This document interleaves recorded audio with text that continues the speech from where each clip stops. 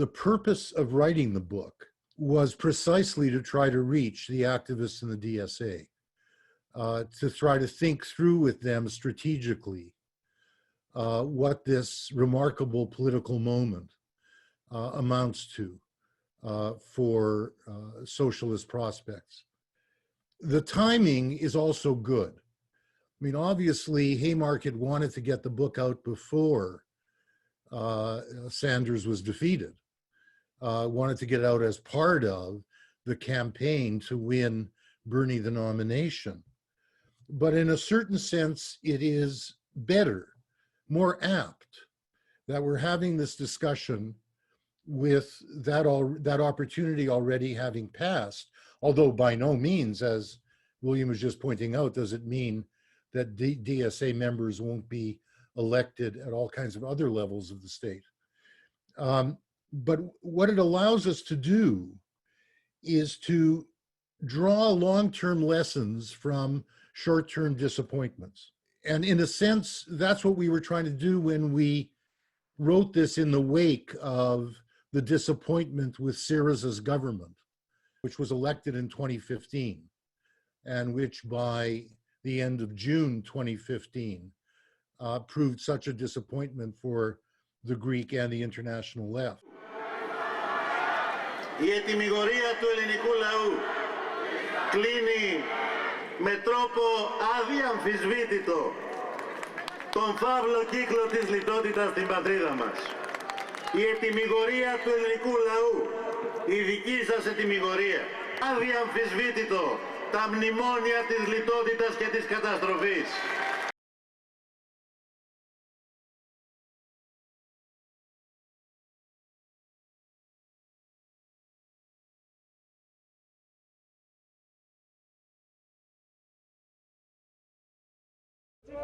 Greek Prime Minister Alexis Tsipras is calling for a referendum on the 5th of July on whether the country should accept or reject a bailout agreement offered by creditors. Tsipras announced the referendum hours after flying back from Brussels, where European and IMF creditors offered Greece the deal. Athens says it's inadequate and amounts to a possible humiliation of an entire people.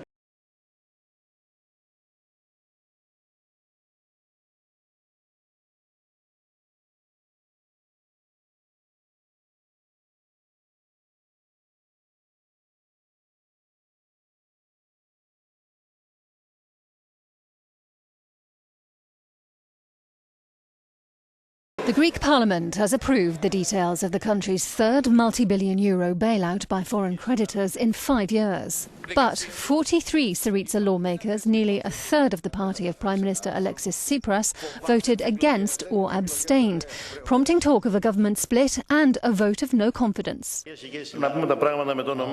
was always clear to us that the issue was less whether Corbyn would enter number 10 and bring about a revolution on the day after he did so in Britain, or whether Sanders would win the nomination. And it was always more likely that he could win the presidency than win the Democratic Party nomination.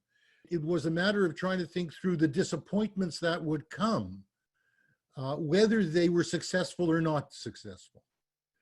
And the point of pointing to the limitations so far was not to put the blame on Sanders or Corbyn or the movement behind them, as we did not, we insisted against much of the international left, not putting the blame on Syriza, but rather to try to think through how to build on, despite the disappointments what had happened, and expand the possibilities by learning the lessons from the limitations that led to the disappointments. It is a matter of what happens when you enter the state for what the DSA represents, and it was very right to pose the questions that way. But we would strategically want to insist that policy, the radicalism of policy, is only one element in this. The ambition of policy is only one element in this.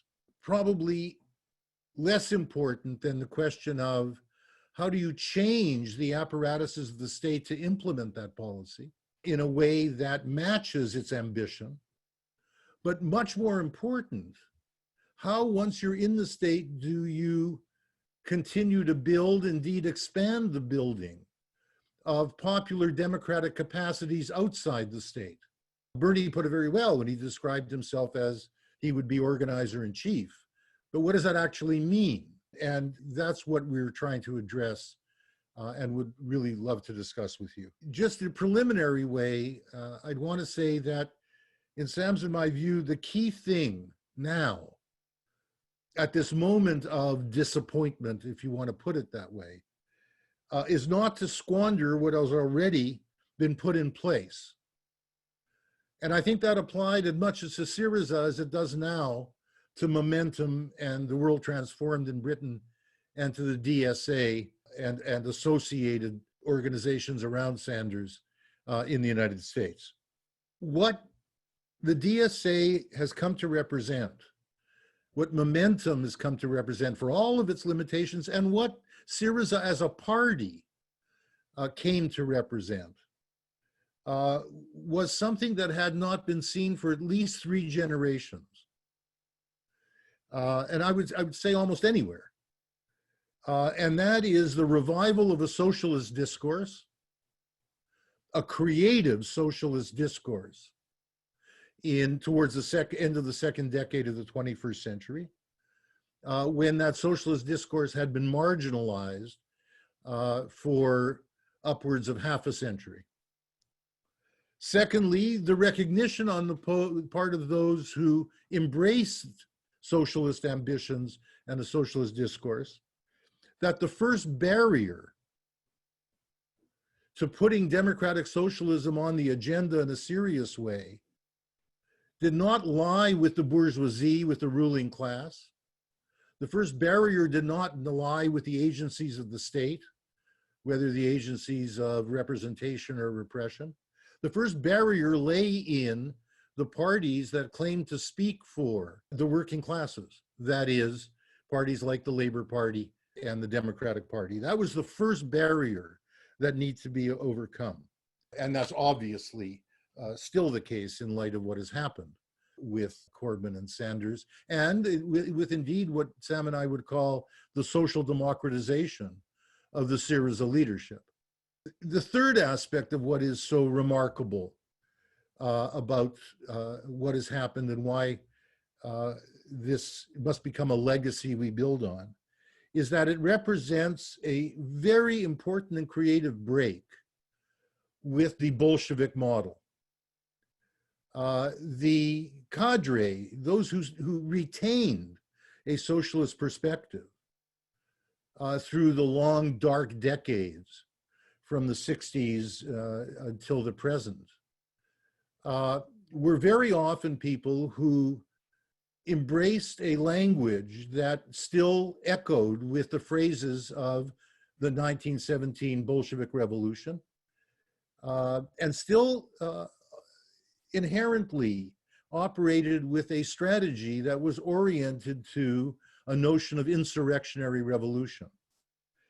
And what has happened with you folks, if I may say so, it seems to me, is that for the most part, you've retained an attachment to the spirit of the 1917 revolution, while divesting the left, finally, of this arcane language and a strategy which Gramsci already pointed out by 1920 was inadequate for almost every state which did not disintegrate of itself as the Russian Tsarist state did. And then finally, it seems to us that what was broken with as well, and this is what Sam and I have called for a long time, the shift from protest to politics, was the very understandable anarchism that motivated and defined so much of the remarkably important protest movement at the beginning of the millennium, above all the anti-globalization movement. It was understandably anti-party. It was understandably attracted by slogans like changing the world without taking power, in light of the tremendous disappointment of communist parties and social democratic parties, not to speak of the Democratic Party in the States or the Liberal Party in Canada. Understandably, there was a rejection of electoralism, of party politics, of entering the state. The way in which, so creatively, the young people who entered the DSA turned it from an organization whose average age was my age to an organization whose average age is now what, 30, maybe younger, was that you retained, I think, much of the spirit of that mobilization of protest, but you carried further in a very practical, strategic way the moment of Occupy's identification of class as the central issue, 99% to 1% in that very crude class map. And you channeled that into the question again, as your questions posed it tonight, of how do we get into the state? What do we do inside the state? And how do we behave inside the state in a way that builds popular democracy and popular capacities while we're in the state? So getting into the state is not the end point. All of this needs to be put in historical perspective, and I'll try to do that very, very briefly. A century ago, at the time of the previous global pandemic, at the time of the Russian Revolution, at the time of the massive repression of the flowering of American socialism in the second decade of the 20th century, from Debs running for the presidency to there being mayors in one-horse towns in Oklahoma who were socialists, etc. A century ago, not only parties which were oriented to insurrectionary revolution, but even those who were oriented to gradual reform spoke in terms of a socialist transition from capitalism. And socialism was conceived almost universally at that time as representing, channeling working class formation as the key to this transformation, to this shift from a capitalist system to a socialist one. The recovery of this perspective in the 21st century, if it's going to be sustained, needs to be clear about how and why those who conceived political strategy that way in the early part of the 20th century came to lose that perspective, how that came to be lost, and why it had to be discovered again in the second decade of the 21st century. You know, it's a long story. You really need to trace it from the Chartists in the 1830s through the creation of mass trade unions and mass socialist parties by 1920, or at least by the 1930s in the American case. And it largely was summed up rightly in the Communist Manifesto by Marx and Engels when they said that the first task of all communists is to organize the workers into a class, organize the proletariat into a class, and consequently into a political party, to the end of establishing a worker state. But it was already clear, once those mass socialist parties had been established between 1880 and 1920, that a lot of those formulations were problematic, not least of which was the very concept of a worker state. Although even the bourgeoisie took that concept very seriously at the time. It meant something to them. It's not clear what it means to us today. And it would be worth discussing whether that's a phrase that should be revived.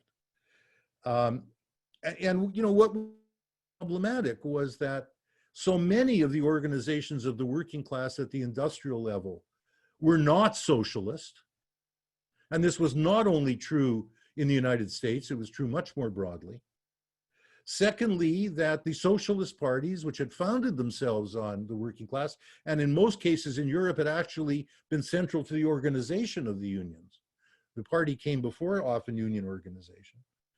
had already exhibited the tendency that Roberto Michel's identified by 1915, which was this tendency to a sharp divorce between the leadership and the led, with the leadership having come out of the base, not wanting to go back to the base should they lose their position, whether inside the state as party representatives or as party officials, and lots of evidence of control by the leadership to their own benefit of party conferences, party newspapers, party funds, etc. Beyond that, of course, the Russian Revolution, in democratic terms, disappointed. Of course, it inspired a great many people, but it also disappointed very quickly insofar as the encirclement by capitalist powers after the revolution, the chaos during the revolution, the Civil War, led to the Bolshevik Party displacing the class. As Rosa Luxemburg put it, it became a clique affair, a cadre, a very committed and talented cadre, which was acting in the name of the class, but was not representing the class, but it had cut away the channels of democratic representation. And then one needed to add to that, of course, that social democratic parties, the mass socialist parties, that did get elected in the 1920s and 1930s, while retaining a commitment to socialism, retaining a class perspective, often proved so disappointing in terms of what we said were the main tasks, which is changing the very nature of the state and continuing to develop the democratic capacities of the people who put them there. And in all those senses, the parties elected in Germany, in Austria, in Britain in the 1920s and 1930s were extremely disappointing and demobilizing. It was on that basis that when they were able to secure a more stable hold in the state, still on the basis of their ability to represent the class, the salience of a politics based on the working class was seen through the industrialization of the Soviet Union and through the development of the Keynesian welfare state by social democratic parties. But what was also seen was what was lost by virtue of the compromise that was made with capitalist classes, or in the Soviet case, was made with bureaucratic cadre. What was lost was any capacity for those parties, both communist parties and social democratic parties, by the 1950s and 60s, to be seen as agencies of socialist transformation any longer. They really didn't see themselves as that any longer. The communists still spouted the rhetoric, but it's hard to believe they really believed it. And it was clear, therefore, to Sam's and my generation, to the generation of the New Left, that those parties were no longer going to be able to carry forward the strategic perspective that we're talking about in this book. That led to various attempts from the New Left to go into those parties and make them socialist again, in the sense that we're speaking of. With the Benite campaign for Labour Party democracy, with the Meidner plan in Britain, with the movement for independent socialist Canada in the New Democratic Party, with those who were expelled from the German Social Democratic Party in the early 1970s, the youth wing that was trying to do this and went on to form the Green Party. All of those were defeated by the early 1980s, if not earlier. There was also some of people were trying to do that in the Democratic Party from 1968 to 72 in the United States.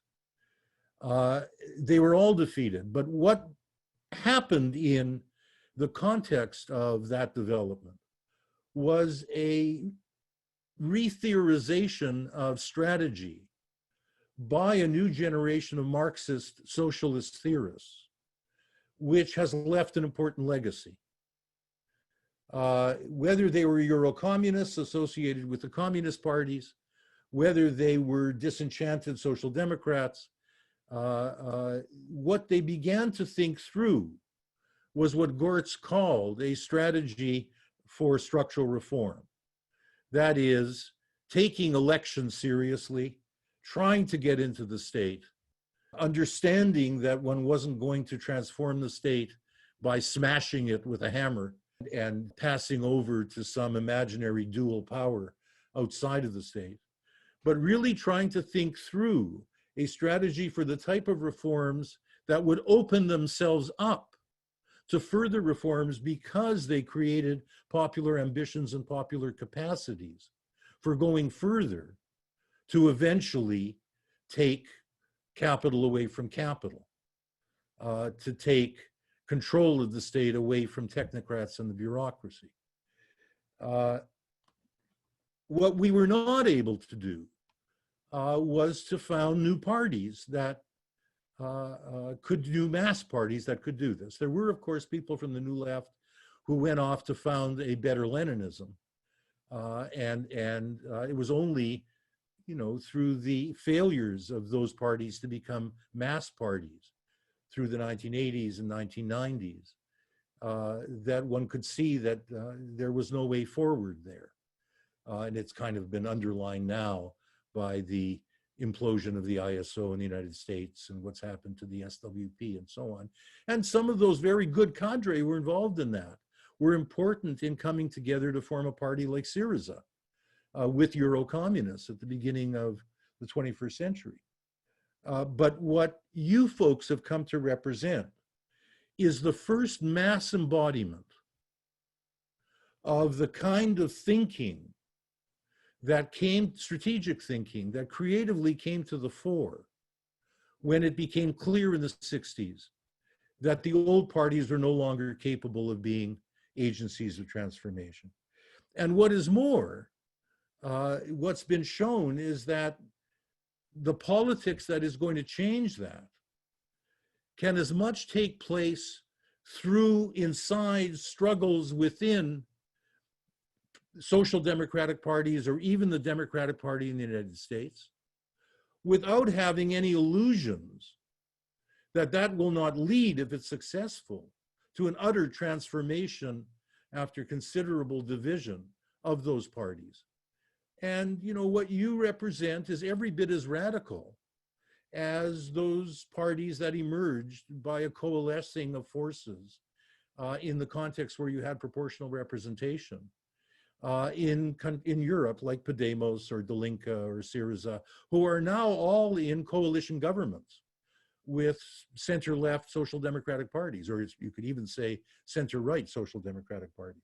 The lesson we drew from Syriza, and that we wanted to apply when we were looking at what was happening with Corbyn and Sanders, was that Syriza was fine on policy, but it spent virtually no attention, gave no attention to how to implement policy. Yes, they wanted to bring honest technocrats into the state rather, because they knew how many people were corrupt in the Greek state. But the question of how you would actually implement policy inside that state was given virtually no attention. Nor was much attention given to how do we keep the party a mobilizing, educating, strategic force while we're inside the state, even though there was a lot of lip service. So don't just send us into the state, we need your pressure behind us, etc. How actually to do that was not a subject of hardly any discussion. One has to say that the social movements, which were very massive in Greece, much more than Occupy, themselves were not engaged in constructive mobilization vis-a-vis the Syriza government. They would protest, but in terms of putting forward their own strategies and ideas for transforming the state, whether at the local level, whether particular state departments that they needed services from, they didn't see that as their responsibility. So it was very important that the movements that produced Corbyn and Sanders emerged in 2015 and 2016 after the disappointment with Syriza. What it showed was that that was not necessarily demobilizing. And the question we need to put to ourselves is, okay, now that we've had this experience with Corbyn and Sanders, what do we need to learn from them now?